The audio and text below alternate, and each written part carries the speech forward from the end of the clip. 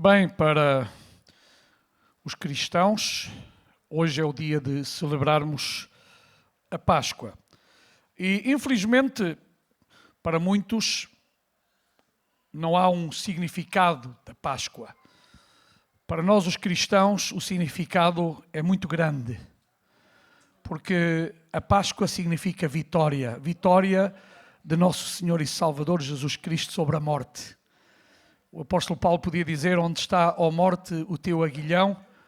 Tragada foi a morte na vitória. Isto porque, efetivamente, ao terceiro dia, como estava escrito nas Escrituras, o nosso Senhor Jesus ressuscitou. Eu estou a pensar apenas agora num versículo que foi dito por João Batista. João Batista nasceu alguns meses antes de Jesus, era primo de Jesus, e quando mais tarde já não era apenas uma criança, já entrou na idade adulta e encontrou-se com Jesus, ele fez uma afirmação, que é sobre esta afirmação que nesta manhã eu quero meditar. João Batista disse sobre Jesus: eis o Cordeiro de Deus que tira o pecado do mundo. Vamos dizer todos: eis o Cordeiro de Deus que tira o pecado do mundo. Para mim, pessoalmente, esta é uma das frases mais emblemáticas daquilo que viria a ser o sacrifício de Jesus. Está profeticamente contida, portanto, neste versículo. Eu não sei se João Batista tinha a ideia ou a dimensão daquilo que iria suceder, mas mesmo que não a tivesse, o Espírito Santo revelou a ele que estava perante aquele que efetivamente era o Cordeiro aprovado por Deus. Bem, para falarmos de Cordeiro, temos que falar da primeira Páscoa. E a primeira Páscoa vem a suceder no Egito. O Egito, onde o povo de Israel, durante 400 anos, esteve escravizado. Durante 400 anos, eles almejaram, desejaram a libertação. Iniciou-se um período com José e a sua família, próspero, abençoado, mas logo mais aquela família, aquele povo se tornou escravo de uma nação chamada Egito. Não tinham liberdade. Não eram donos deles mesmos, não podiam mover-se quando queriam, eram escravos no sentido absoluto. Tinham que trabalhar de sol a sol para fazer a construção dos egípcios. Assim que, quando João Batista faz esta declaração sobre Jesus, eis o Cordeiro de Deus que tira o pecado do mundo, a ideia está desde esse dia, em que no final do tempo da escravidão, Deus providenciou um escape, como ainda hoje, Deus providencia um escape a todo o ser humano. Não há salvação fora de Jesus. Jesus é o único Salvador, é o único Senhor, é o único que pode verdadeiramente retirar todo o pecado do ser humano. Por isso também os discípulos podiam dizer: a quem iremos nós, se tu tens as palavras da vida eterna? No Antigo Testamento era um cordeiro com alguns requisitos. Porquê? Porque tudo aquilo que acontece simbolicamente no Antigo Testamento está a apontar para aquilo que viria a acontecer na pessoa bendita de Jesus Cristo. Deus nunca fez nada ao acaso. Deus sempre teve e terá um propósito com o ser humano. Quando Deus verificou que o homem em si mesmo e por si mesmo não conseguia nem se consegue salvar, Deus providenciou o cordeiro. Naquele tempo era um cordeirinho apenas, que era morto por uma família ou por mais famílias de acordo com o tamanho. Porque a ideia era não ficar nada de fora, não estragar absolutamente de nada. Então o cordeiro teria que ser suficiente para aquela família, para aquela casa. E depois havia um símbolo muito importante, era o sangue do cordeiro que seria espargido sobre as ombreiras da porta. Porquê? Porque havia uma ordem dada por Deus, que aquele que não tivesse esse sinal seria morto pelo anjo destruidor. Então, quando o anjo passava pelas casas daquela cidade, daquele país, verificava onde estava o sangue. Sangue era um símbolo de proteção. E eu agradeço a Jesus pelo seu sacrifício na cruz do Calvário por nós, cujo sangue está sobre as nossas vidas. O sangue de Jesus nos limpa e purifica de todo o pecado. Então eu agradeço a Deus porque hoje aqueles que somos salvos, aqueles que um dia decidimos entregar o nosso coração a Jesus, a nossa vida a Jesus, estamos protegidos pelo sangue do Cordeiro de Deus que tira o pecado do mundo. E este é Jesus, aquele que ressuscitou ao terceiro dia. Muitos não acreditaram, muitos pensavam que o corpo tinha sido roubado, mas efetivamente não foi roubado porque ele venceu a morte e o seu poder. E ao terceiro dia se levantou do sepulcro, aleluia! E os anjos disseram, ele ressuscitou, ele ressuscitou, ele ressuscitou. E nós dizemos nesta manhã, ele ressuscitou, o nosso Cristo ressuscitou, ele está vivo, segue vivo, vive nos nossos corações, vive nas nossas vidas, e nós dizemos aleluia, aleluia, bendito é o nome do Senhor para sempre, aleluia. Continuamente teremos que dizer bendito, bendito, bendito seja o nome do Senhor. Então para nós Páscoa não pode ser algo comercial. Não pode ser apenas uma festa de família. Não pode ser qualquer coisa. Festa para nós é aquilo que Jesus fez na cruz do Calvário, por amor a nós. E tudo isto resume-se num versículo da Bíblia que está no Evangelho segundo São João, capítulo 3 e versículo 16, que diz que de tal maneira amou Deus o mundo, que deu o seu Filho unigênito, para que todo aquele que nele crê não pereça, não se perca, mas tenha a vida eterna. Crês em Jesus? Crês em Jesus? Se não crês esta manhã, podes crer. Nesta manhã podes aceitar. Nesta manhã podes dizer sim a Jesus. Tão somente convidá-lo a ser o teu cordeiro, aquele que está para substituir aquilo que tu não poderias fazer, porque tu não poderias morrer pelos outros, mas Jesus morreu por todos nós, para que todo aquele que nele crê não pereça, mas tenha a vida eterna. Se ainda não tens esta certeza, Jesus chama-te nesta manhã e Ele quer dizer-te, dá-me, filho meu, o teu coração. Dá o teu coração. Entrega o teu caminho ao Senhor. Confia nele. E Ele tudo fará. Então, é interessante como João Batista, com esta declaração, ele anunciou o ministério de Jesus neste mundo, dar a sua vida por amor a cada um de nós. E se isto não é o suficiente para te convencer, então o que é que esperas que te convença? Alguém te amou como Jesus te amou? Alguém deu a sua vida por ti para tu não ires para o inferno? Para tu não teres a condenação eterna? Houve alguém que fez isto por ti? Nenhum líder religioso de todos os que têm aparecido desde a criação do mundo, e são centenas de líderes que têm aparecido, cada um tem falado de si mesmo, cada um tem falado e declarado coisas que há que fazer, Mas só Jesus disse: eu sou o caminho, a verdade e a vida. Ninguém vai ao Pai senão por mim. O Pai é Deus. Deus é o nosso Pai.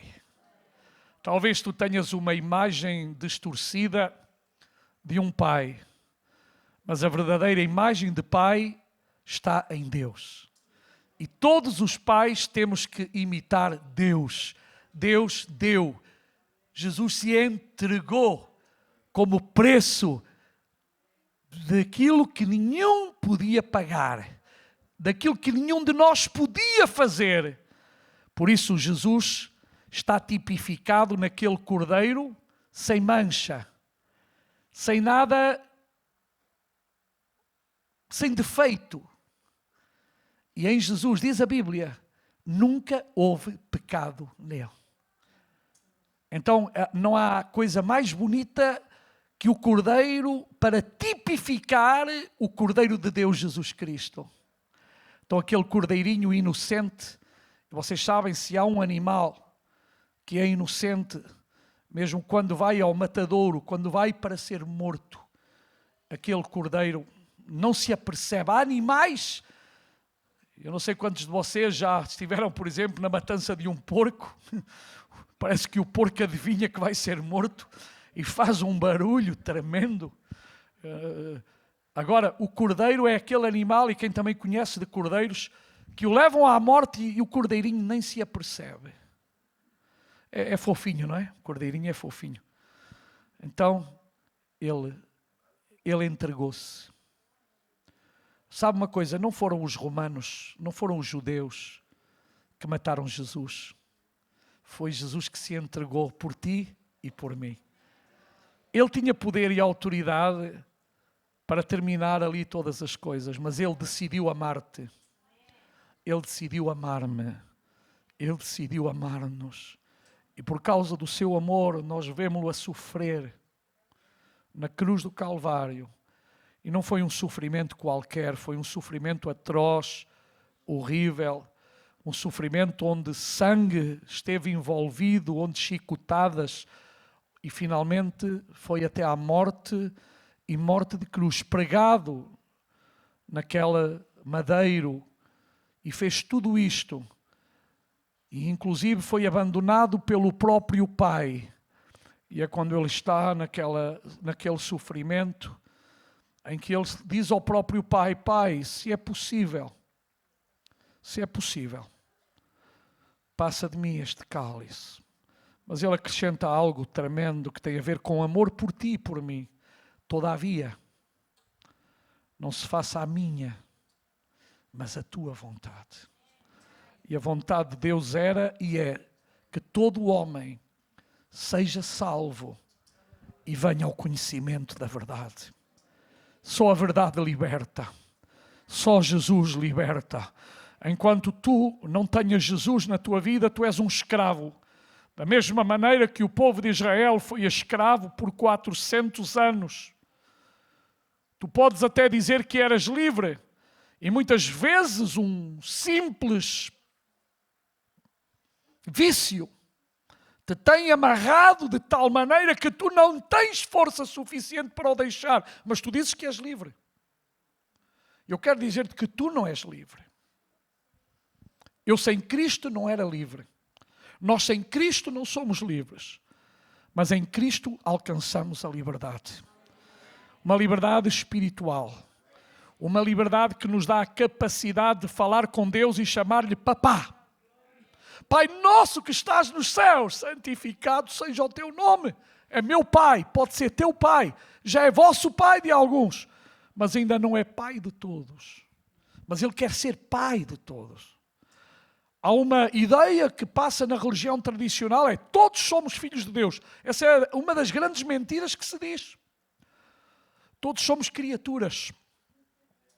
Filho só és quando tu decides ser seu filho. Isto chama-se paternidade espiritual. E para tu seres seu filho, tu tens que o aceitar como teu Deus, teu Pai, teu Senhor. E para isso tu tens que confessar. Se com a tua boca confessares e no teu coração creres, serás salvo. É o que diz a Bíblia. Então não é apenas eu dizer eu sou filho de Deus. A Bíblia não dá autorização de todos dizerem que são filhos de Deus. Nesta manhã pode ser. Isto não é um privilégio meu, não é um privilégio de uns quantos, é um privilégio de todo ser humano. Porque Deus não faz acepção de pessoas.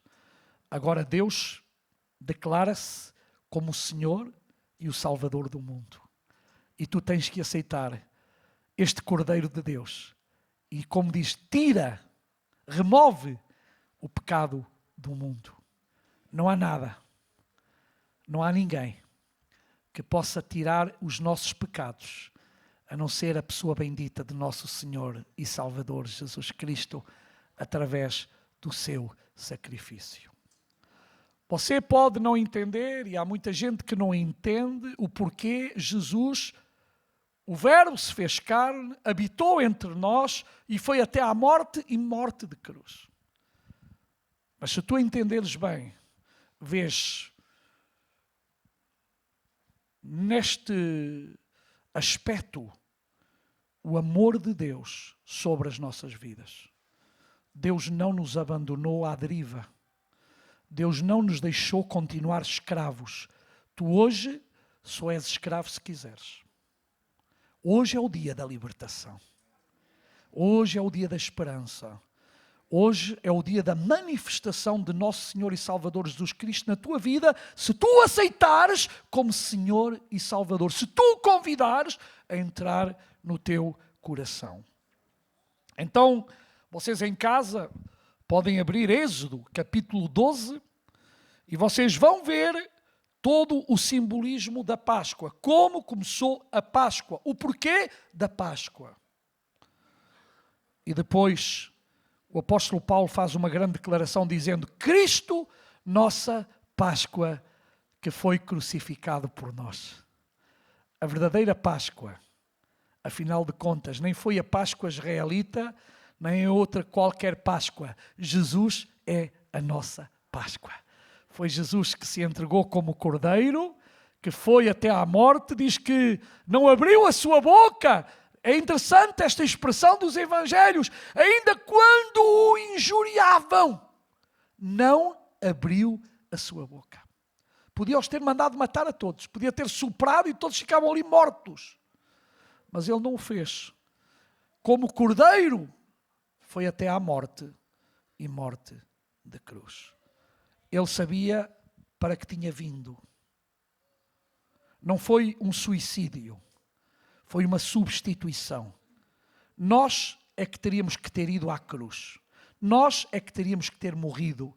Nós é que teríamos que ter desaparecido. Mas por causa do seu amor, Ele deu-nos uma oportunidade. E nesta manhã, se tu ainda não aproveitastes esta oportunidade, eu quero dizer-te que hoje há uma oportunidade. Deus brinda-te hoje a maior oportunidade da tua vida, que é aceitar Jesus como teu Senhor e Salvador e reconheceres a verdadeira Páscoa, que é Jesus Cristo. Aleluia. Então, meus amados irmãos, desde aquele dia, lá no Egito, que foi celebrada esta Páscoa, o povo de Israel continua a celebrar. Depois, os cristãos continuaram a celebrar por causa da ressurreição. Então, hoje, nós continuaremos a celebrar a mesma forma que nós celebramos a ceia do Senhor e no primeiro domingo do mês, lá está, vamos celebrar a ceia do Senhor. Para recordar o quê? A sua morte até que Ele venha. Não é para chorar a sua morte, porque Ele ressuscitou. É uma alegria. Nós não estamos aqui para celebrar naquele sentido fechado da palavra, morreu, acabou. Não, não acabou. Ao terceiro dia Ele ressuscitou. Então para nós é um grito de vitória. Amém? Nós não vamos ficar aqui a chorar, é verdade, ficamos emocionados por ver aquilo que Ele sofreu por nós. Quem é que não se emociona em saber que alguém nos amou com um amor diferente de todos os outros. Não esperou nada em troca. Eu não dei nada, tu não destes nada a Jesus. Tu não merecias, eu também não merecia. Mas por causa de quem Ele é. A Bíblia declara, Deus é amor. Nunca esqueças isto. Deus é amor, Deus é luz, Deus é verdade, Deus é o caminho, Deus é a vida. E ninguém pode tirar nada destas certezas absolutas que Deus nos dá acerca da sua pessoa. Jesus não foi, Jesus é. E continuará a ser, aleluia. Tão somente crê, tão somente confia, tão somente deposita fé na sua pessoa. E Ele tem poder para salvar, para curar, para libertar, para tocar a tua vida. Deixa que Ele te toque. Abre o teu coração. Deixa que o Espírito de Deus nesta manhã marque a tua vida. Ele deseja, Ele quer. Será que tu queres? Será que tu desejas?